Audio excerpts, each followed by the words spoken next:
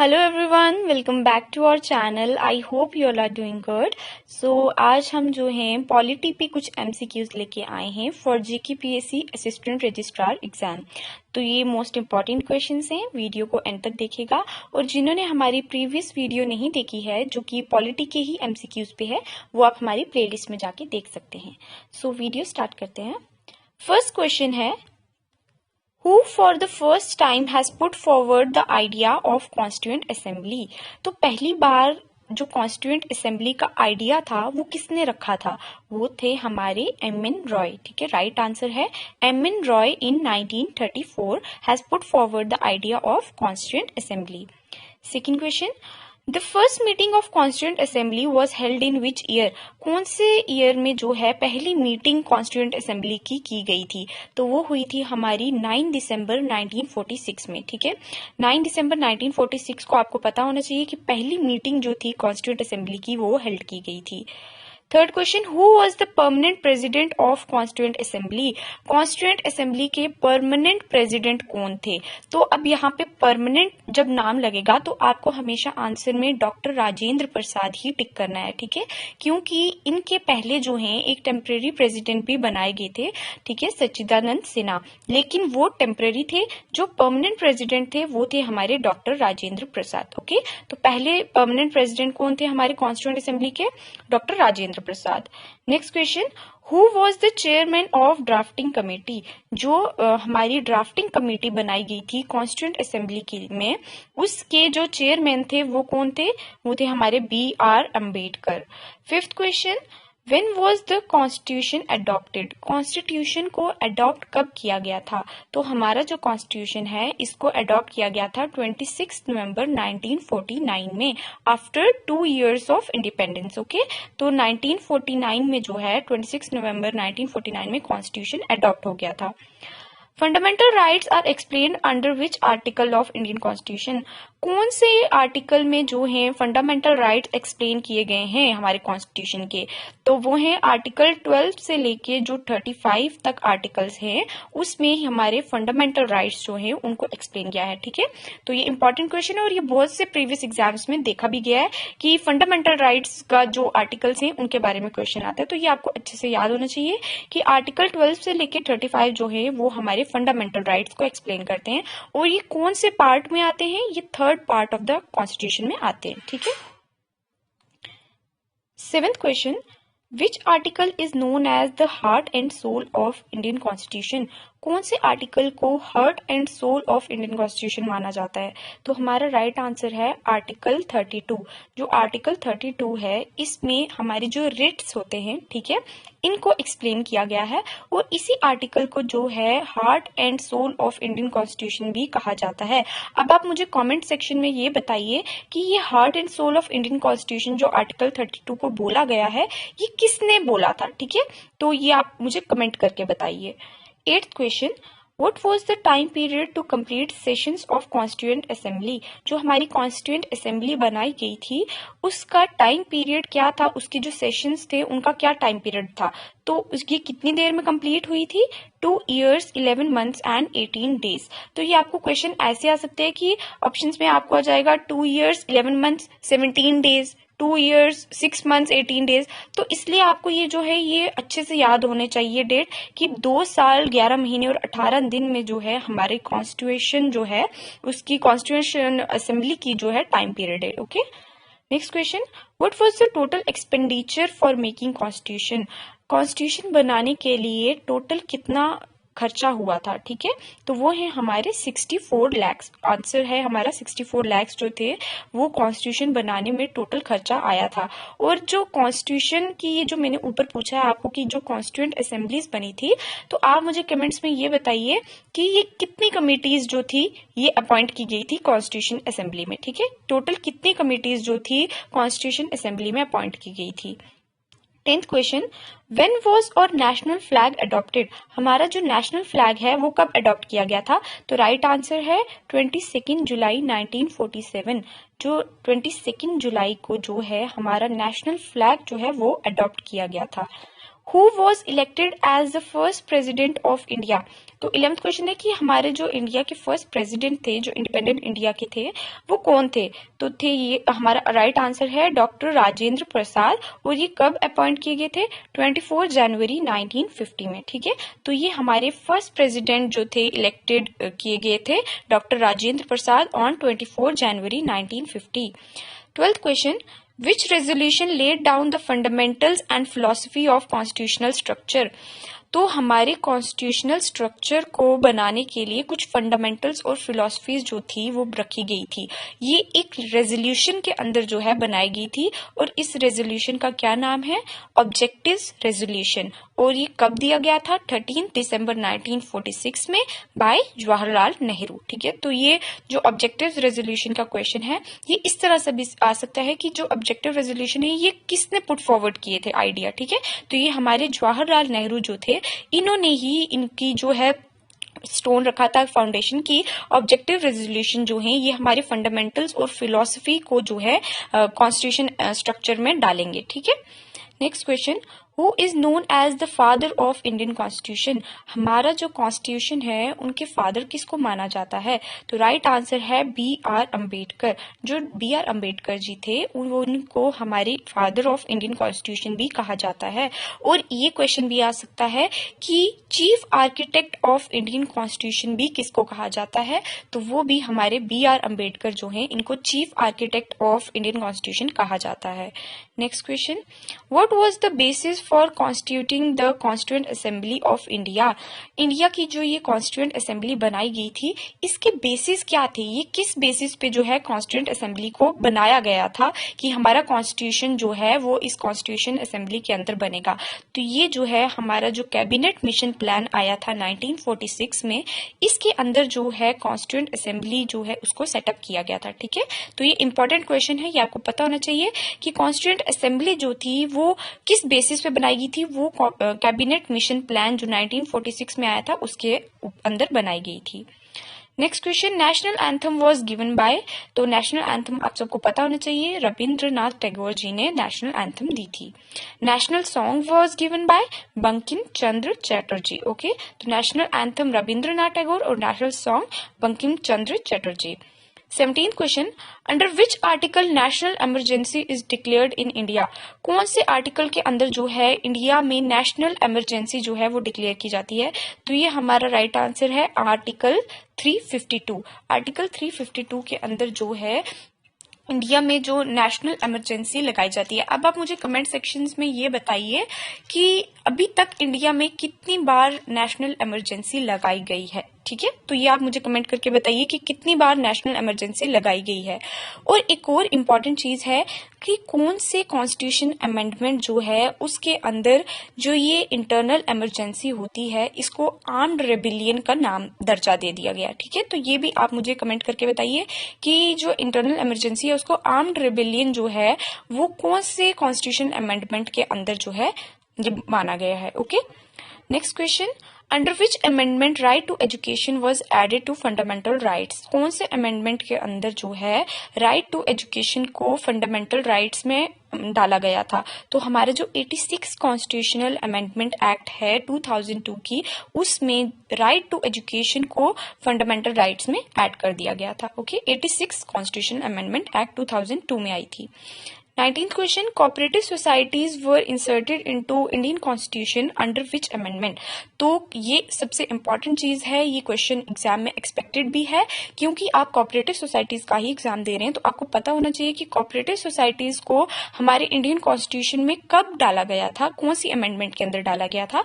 तो ये right answer है 97th constitutional amendment act 2012। Okay, अभी एक इंपॉर्टेंट चीज इस पे ये है, रिसेंटली जो है हमारी ये जो 97th कॉन्स्टिट्यूशनल अमेंडमेंट एक्ट है इसके कुछ हिस्से जो है उनको अनकॉन्स्टिट्यूशनल डिक्लेयर किया गया है इन 2021 इटसेल्फ। ओके, तो ये आपको पता होना चाहिए कि जो हमारी कोऑपरेटिव सोसाइटीज का ये 97th कॉन्स्टिट्यूशनल अमेंडमेंट है एक्ट में जब ये ऐड की गई थी हमारे कॉन्स्टिट्यूशन में, तब इसके कुछ पार्ट्स जो थे उनको पहले ही जब ये ऐड की गई थी, इम्प्लीमेंट की गई थी 2012 में, तो जो गुजरात हाई कोर्ट है वहां पे एक केस चला था जिसके अंदर माना गया था कि कुछ पावर्स जो हैं वो गलत दी गई हैं कोऑपरेटिव सोसाइटीज को, जो कि सिर्फ स्टेट्स जो है इम्प्लीमेंट कर सकती हैं। और तब ये जो है केस जो है इसको चैलेंज कर दिया गया था सुप्रीम कोर्ट के द्वारा कि हम इस को थोड़ा चैलेंज करते हैं, ये अनकॉन्स्टिट्यूशन, पूरा हिस्सा इसका अनकॉन्स्टिट्यूशनल नहीं माना जा सकता। तो जो सुप्रीम कोर्ट का वर्डिक्ट है वो आया है हमारा 20 जुलाई 2021 में, ठीक है। अभी रिसेंटली ये वर्डिक्ट आया है और आपको पता होना चाहिए कि ये केस किन के बीच में था। तो ये था Rajendra Shah versus union of India, ठीक है। Rajendra Shah versus union of India के अंदर ये केस चला था और ये जो है 20 जुलाई 2021 को इनको अनकॉन्स्टिट्यूशनल माना गया है, बट अंडर सम प्रोविजंस बोला गया है कि इनके जो कुछ आर्टिकल्स हैं, ठीक है, 243 और 244 आर्टिकल जो है इसका, उसको जो है इन्होंने बोला कि ये अप्लाई करता है, बाकी हिस्से जो है आप उनको सबको अनकॉन्स्टिट्यूशनल नहीं मान सकते, ठीक है। तो ये आपको पता होना चाहिए। इसमें अभी रिसेंट जो अमेंडमेंट्स हुई हैं उसके बारे में भी, okay. Next question 20th question, first constitutional amendment was done under which prime minister? कौन से प्राइम मिनिस्टर के अंदर जो है पहली कॉन्स्टिट्यूशनल अमेंडमेंट जो है वो की गई थी? तो राइट आंसर है हमारा पंडित जवाहरलाल नेहरू के अंदर। ये उस वक्त पे प्राइम मिनिस्टर थे और ये कब हुआ था? 1951 में। अब आप मुझे कमेंट सेक्शन में ये बताइए कि जो फर्स्ट कॉन्स्टिट्यूशनल अमेंडमेंट एक्ट है 1951 की, जो कि जवाहरलाल नेहरू के अंडर हुई थी, इस एक्ट में क्या अमेंडमेंट की गई थी? हमारे कॉन्स्टिट्यूशन में एक एडिशन हुई थी और वो किस चीज की एडिशन हुई थी पहले कॉन्स्टिट्यूशनल अमेंडमेंट में, okay. 21st question, how many high courts are there in India? India में टोटल कितने हाई कोर्ट्स हैं? तो ये आपको पता होना चाहिए, 25 हाई कोर्ट्स हैं at present in India, okay. ये हाई कोर्ट की बात हो रही है, तो सुप्रीम कोर्ट पे मत कंफ्यूज कीजिएगा। हाई कोर्ट जो है वो 25 है इंडिया में, ओके।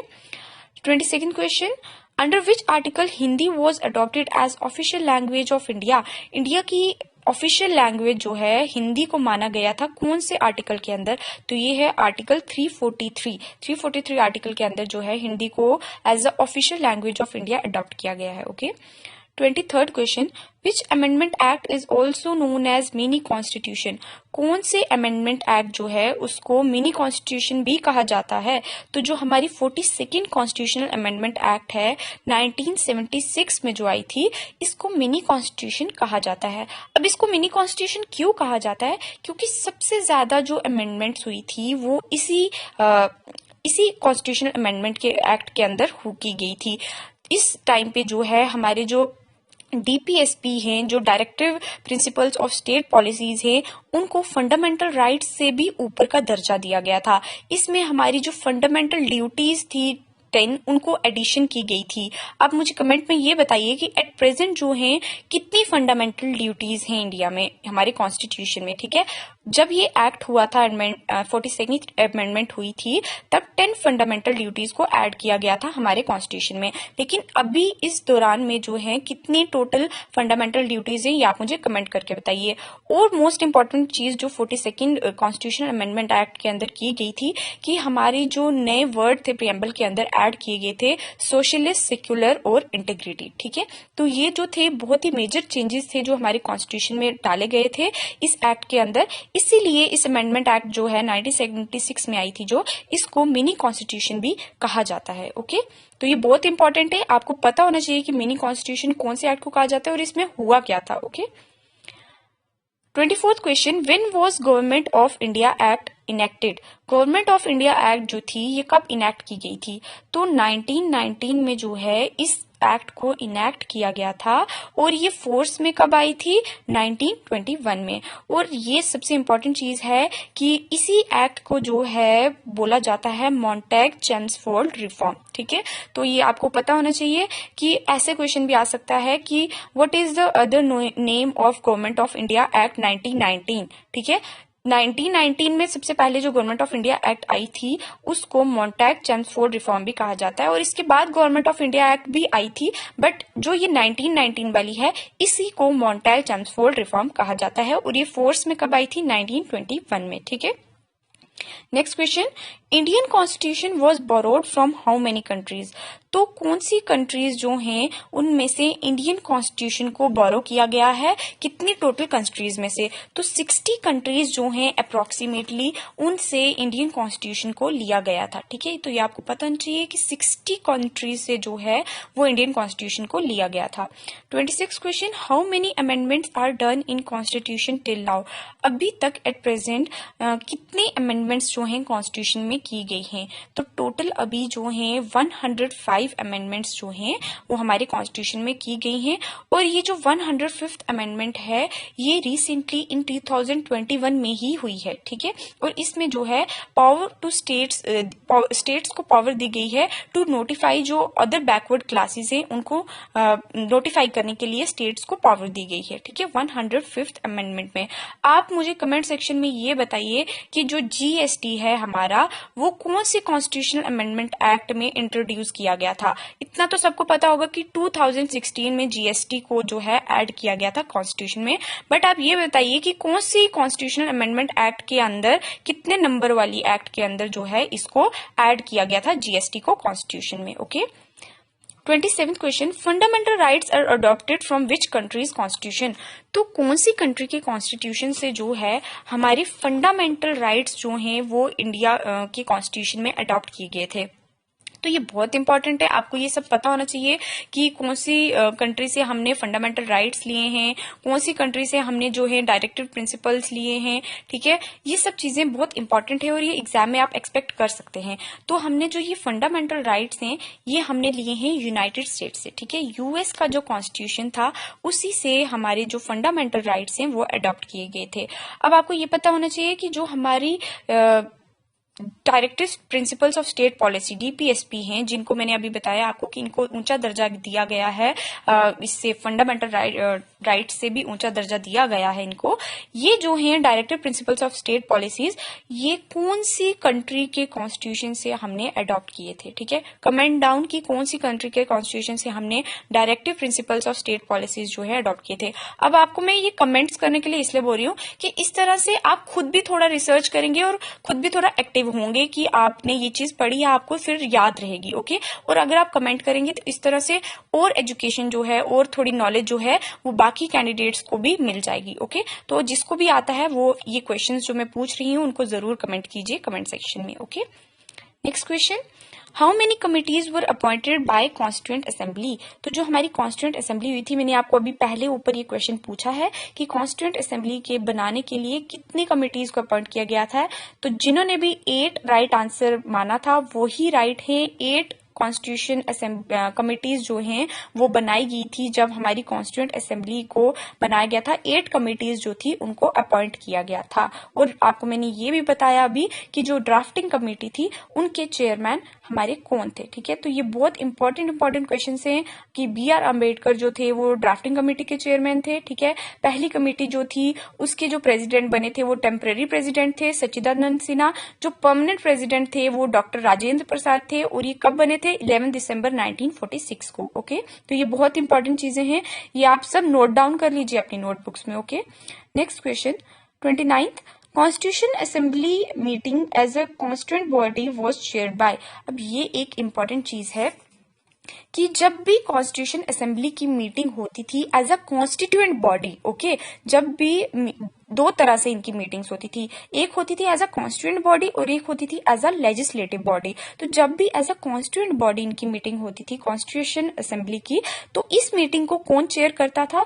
डॉक्टर राजेंद्र प्रसाद। ठीक है, डॉक्टर राजेंद्र प्रसाद जो थे ये एज अ कॉन्स्टिट्यूएंट बॉडी जब मीटिंग की जाती थी कॉन्स्टिट्यूशनल असेंबली की तो उसको हेड करते थे। ठीक है, चेयर करते थे। और 30th क्वेश्चन है कि constitutional assembly meeting as a legislative body was chaired bye.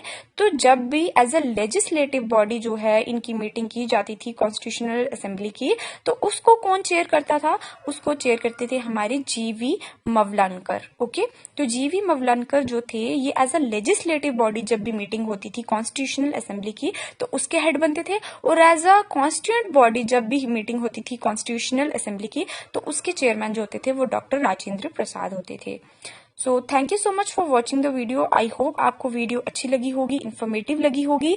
आप हमारे चैनल के साथ जुड़े रहिए। अब आगे हम और भी एमसीक्यूज जो हैं वो लाएंगे on different.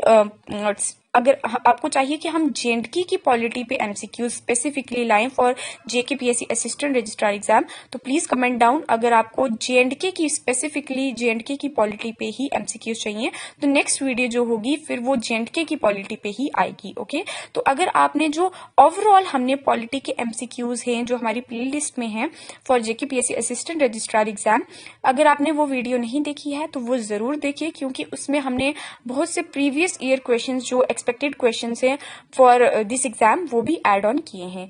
So thank you so much for watching. Please like the video, subscribe to our channel और शेयर कीजिए वीडियो ताकि आप अपने फ्रेंड्स को भी हेल्प कर सके। Thank you so much.